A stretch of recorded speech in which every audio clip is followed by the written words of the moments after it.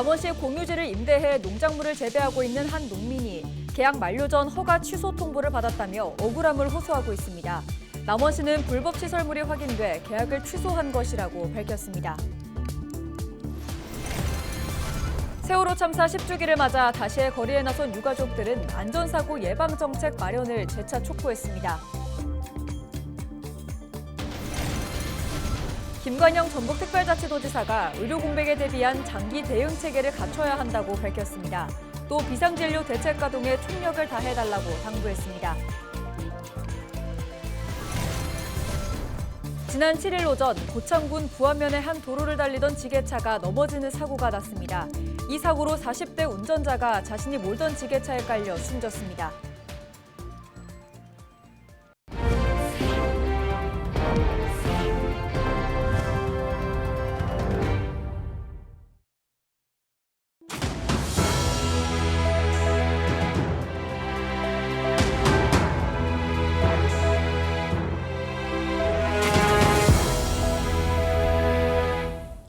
시청자 여러분 안녕하십니까? 헬로티비 전북뉴스입니다. 남원시 공유지를 임대해 수십 년 동안 농작물을 재배하고 있는 한 농민이 계약 만료 전 허가 취소 통보를 받았다며 억울함을 호소하고 있습니다. 남원시는 불법 시설물이 확인돼 철거 명령과 함께 계약을 취소한 것이라고 밝혔는데요. 민원25 김남호 기자가 취재했습니다. 지리산 자락인 남원시 산내면 일대 농작물 재배지입니다. 이 지역 농장주인 윤정준 씨는 지난 2005년부터 남원시 공유지 4만 5천여 제곱미터의 임야를 임대해 산양삼과 두릅 등을 재배하고 있습니다.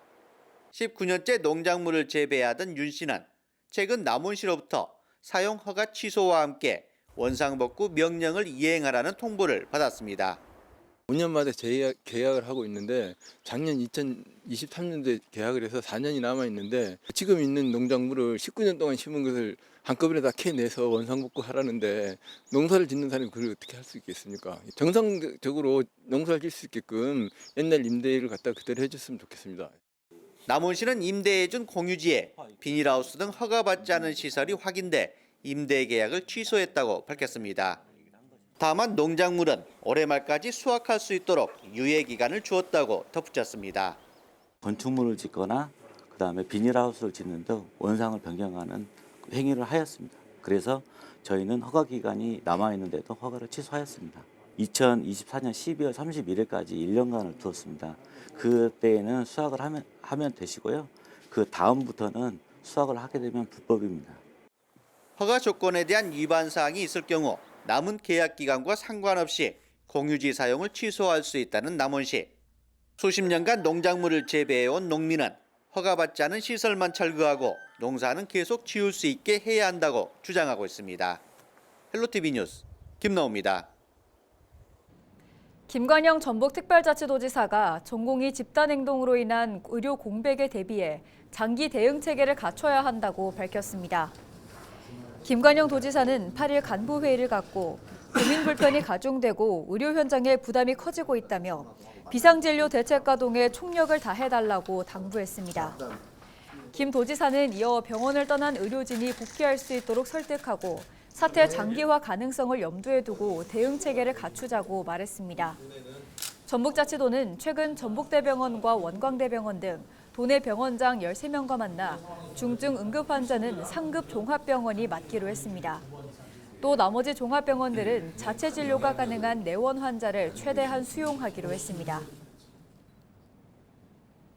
지난 7일 오전 11시 40분쯤 고창군 부안면의 한 도로를 달리던 지게차가 넘어지는 사고가 났습니다. 이 사고로 40대 운전자가 자신이 몰던 지게차에 깔려 숨졌습니다. 경찰은 비료를 싣고 가던 지게차가 도로 경계석을 들이받고 넘어지면서 운전자가 변을 당한 것으로 보고 정확한 사고 경위를 조사하고 있습니다. 세월호 참사가 일어난 지 10년이 다 돼가고 있죠. 세월호 참사 10주기를 맞아 유가족들이 전북을 찾았다는 소식 며칠 전 간략하게 전해드렸죠. 그들이 다시 거리로 나선 이유를 영상으로 담아봤습니다.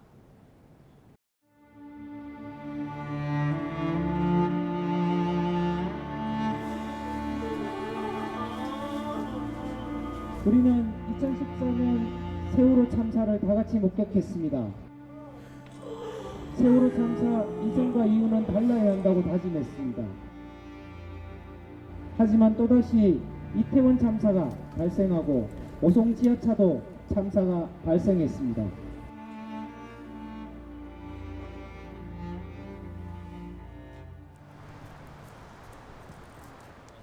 웃기가 죄송스럽습니다.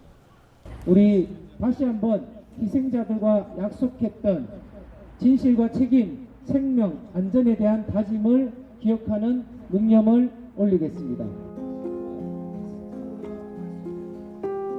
저는 2학년 4반의 강승묵 엄마 은인숙입니다. 함께 해주셔서 감사합니다. 안녕하세요. 저는 2학년 4반 최송우 엄마입니다. 감사합니다. 안녕하십니까. 저는 2학년 10반 권지 엄마입니다. 반갑습니다.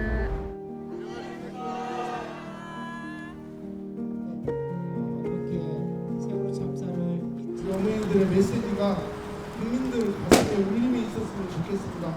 고생 많이 하십니다. 열심히 했습니다. 우리 같이 구호 한번 외쳐보겠습니다. 유가족 어머님께서 10년 동안 저희 부모님들은 가슴에 한을 품고 삽니다. 혹자는 시간이 지났으니 가슴에 묻으라고 합니다. 근데 저희들은 가슴에 묻을 수가 없습니다. 왜 가슴에 묻어야 합니까? 이유도 모르고 원인도 모르고 부모로서, 아빠로서, 엄마로서 아이가 왜 죽었는지 이유를 알아야 가슴에 묻습니다. 그러나 정작 국가는 국민의 생명을 저버리고 나락으로 밀고 있습니다. 이제는 국민 스스로가 자신의 생명과 안전을 지켜야 할 것 같습니다.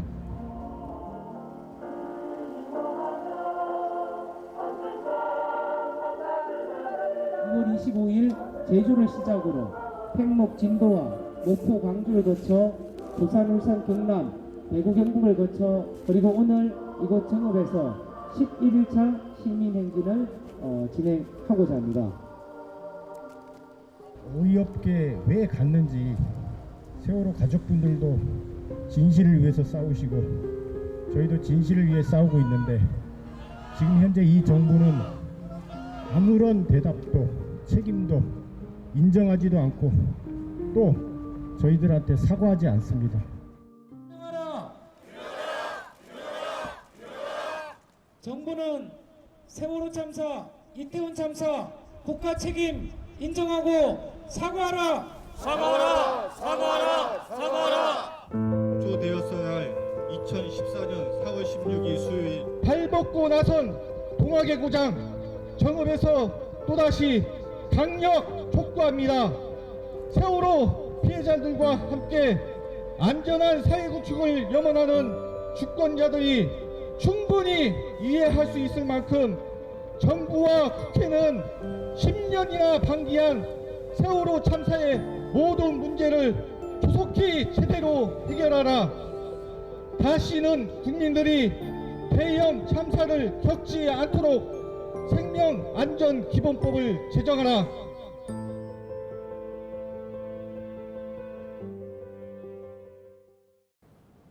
순창 지역 공공형 임대주택 건립이 순조롭게 진행되고 있습니다.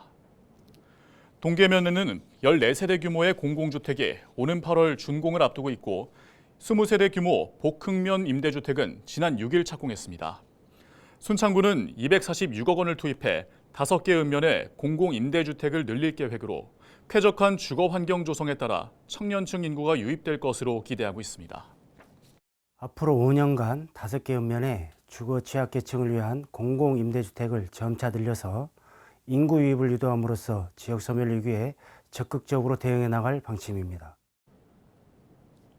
남원시가 천연 바이오 산업 기술 교류를 위해 한미양행과 남원시 바이오 산업연구원 등과 업무 협약을 맺었습니다.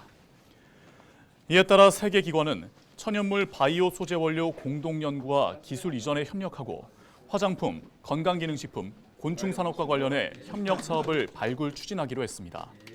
남원시는 업무 협약을 통해 지역 화장품 기업들의 베트남 진출 등에 도움이 될 것으로 기대하고 있습니다.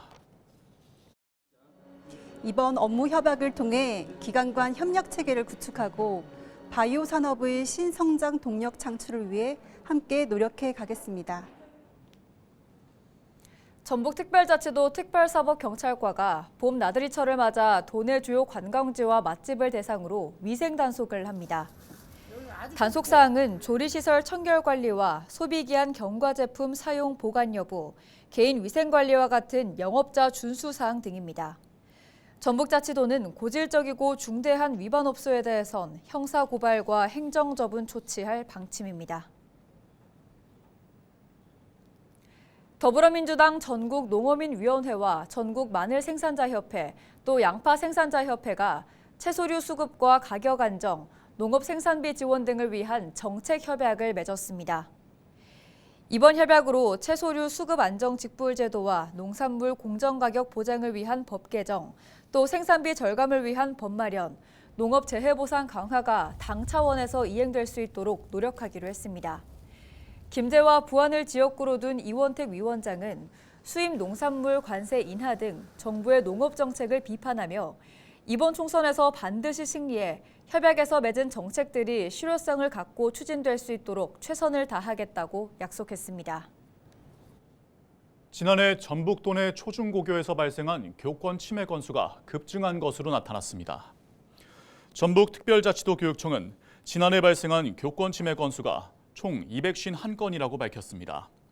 전년도인 2022년 111건과 비교해 큰 폭으로 늘어난 겁니다.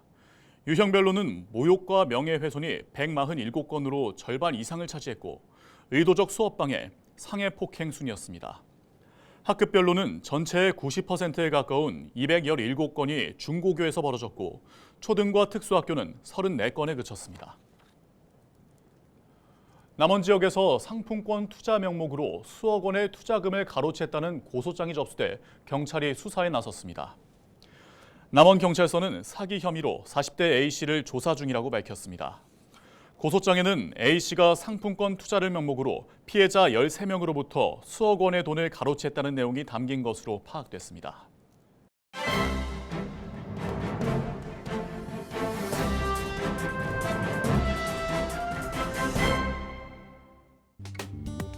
신문브리핑 전북일보 기사입니다.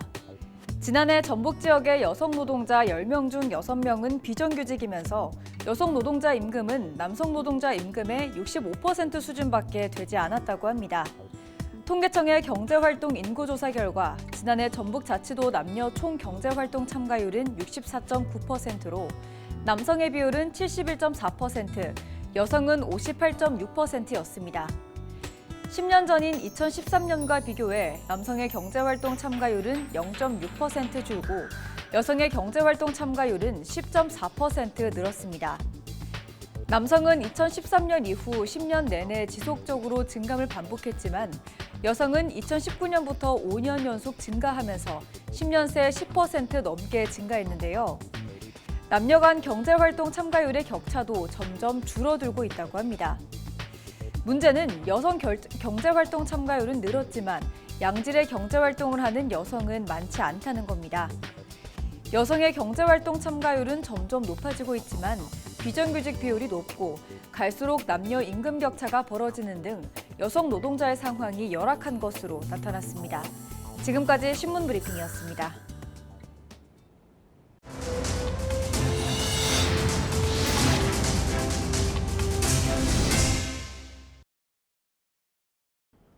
김제에서 금속선 가공제품 회사를 운영하는 이상원 대표가 김제시에 고향사랑 기부금 500만 원을 전달했습니다. 김제시는 이 대표가 지난해에 이어 올해도 2년 연속 고향사랑 기부금 500만 원을 기탁했다고 밝혔습니다. 이 대표는 어려운 이웃을 위해 써달라며 성금 1,000만 원도 기부했습니다. 이상으로 뉴스를 마칩니다. 저희는 언제나 지역민 여러분과 함께합니다. 시청해주신 여러분 고맙습니다.